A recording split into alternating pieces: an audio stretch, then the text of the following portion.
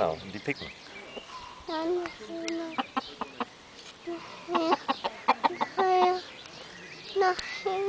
Ja, die Hühner, die müssen ja auch mal was essen.